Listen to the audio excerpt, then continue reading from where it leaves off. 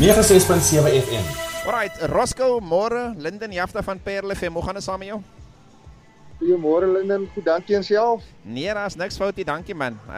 Het gaan met my seker baie beter as met jou gaan, na daai emosionele besluit wat jy moes neem. Sê op my, as ons al live op die radio. Jy gesels lewendig op Herel 96.7 FM. Alright, dus zeg hoe voel je na gisteraand se episode? Ek meen, ek het nou hier gekyk, né, en daar is boodskappe wat rondgaan. Die spanning loop al reeds hoog, is nog nie eens diep in die seisoen in nie. Hoe was dinge daar op stel? Ja, eerstens baie dankie vir hierdie geleentheid. Dankie vir al die luisteraars daar buitekant. En ja, dinge op spel was baie rof geweest. Dit was regtig waar dit lyk miskien baie makliker op TV as mense daarna kyk, maar as 'n mens uit jou omgewing weggeneem word, jou selfoon word weggevat, die elektrisiteit, die gewone kos wat jy eet, jy saam met 'n huis vol vreemdelinge. Ek meen dit kan regtig waar 'n twist op enigiemand se lewe het. Yesie. Alright, nou jy het nou of kom ons praat oor die besluit gestaan. Ga jy gaan vir 'n full English breakfast of ga jy gaan vir die geld? Wat het hier kop gegaan? Ja, so ek was baie lus vir daai breakfast van so ek sal nie vir julle kan verduidelik hoe lus 'n mens vir 'n gebakte eie raak as 'n mens 2 weke of so die geëet het. Maar aan dieselfde oomblik het ek ook net gevoel dat iets net vir my gesê, man, ek kan nie so gelukkig wees dat ek die eerste een is of die enigste een is wat nou 'n R10,000 aanbod kry, sal ek amper nou sê, in vir ruil vir kos of so. En dis eintlik wat ek besef het, nee man, vat die geld, van hier is dalk iemand anders wat ook al die geld gevat het. En as ek ook nie die geld gevat het, sou my ma ook nooit die einde, ek sal nooit die einde daarvan gehoor het nie. So ek het dit vir my ma kunnen hoe gedoen. Jy het eintlik jou bad gered is al. Ja. Jy het jou bas gered. Nou kyk jy so, die gedagte van 'n huis deel saam met vreemdelinge kan een van twee rigtings gaan. Of jy wil nooit weer met hulle praat nie, of jy kan aan die einde van die dag nuwe vriendskappe daar kweek. Hoe het dit vir jou uitgewerk? Yes, dis 100% reg. En vir my was dit die huis met vreemdelinge. En dis ook hoekom ek verskoning gevra het van dit het vir my later gevoel. Ek is saam met my broers en susters, wil ek amper sê, ons is in 'n huis en my maat vir my hoe ek groot geraak is.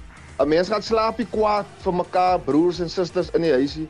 En dis hoekom ek so sleg ook gevoel het. En dis hoekom ek ook gevoel het, dis die regte ding om verskoning te vra. Ons bly onder een huis. Yes. Ons is in hakkies, broers en susters. En kom laat ons dan nou die pad vorentoe verder vat, so, ja. Okay, sure. Nou wat is jou boodskap aan almal wat kyk, al die aanhangers van die brug toe? Ek het gesien, gisteraand se boodskappe praat oor die feit dat gisteraand se episode so emosioneel was en het voel asof julle almal terapeute raak. Ja. Ja, dit was baie emosioneel en ek weet nie vir een of ander rede het daai episode net so uitgekom. Maar in my persoonlike lewe, ek het die geleentheid gehad om te deel wat met my gebeur het en dit was nie die eerste keer ook wat ek het gedeel het. Dit was eintlik in die koerant gewees om het so te stel. Okay. En dit is net iets wat nog steeds iets waarmee ek sukkel, sal ek sê. Okay. Maar ek is dankbaar vir die geleentheid wat ek gehad het en dit is ook lekker of anders, sal ek sê, om na jouself te kyk.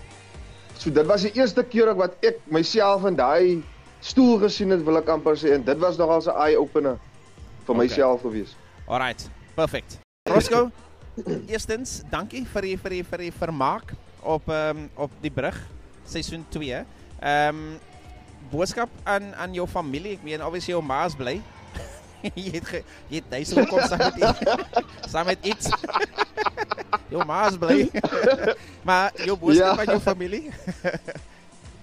Ja, ek wil net eerstens vir my familie baie dankie sê, spesifiek my Nana se Roon. Sy het my regtig baie geondersteun en dan ook my Auntie Henna. Vir hulle wil ek baie dankie sê. En vir almal daar buitekant wat die show gekyk het, die wat my ken, die wat my nie ken nie, my skoolvriende dalk, vir almal net dankie sê oor die jare.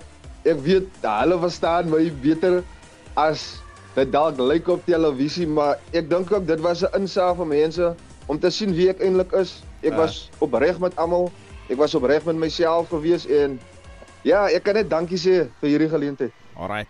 Roscoe, dankie vir die tyd. Dankie dat jy saam met ons gesels het. Alle sterkte met die pad vorentoe. Wat is Roscoe nou mee besig na die brugseisoen 2?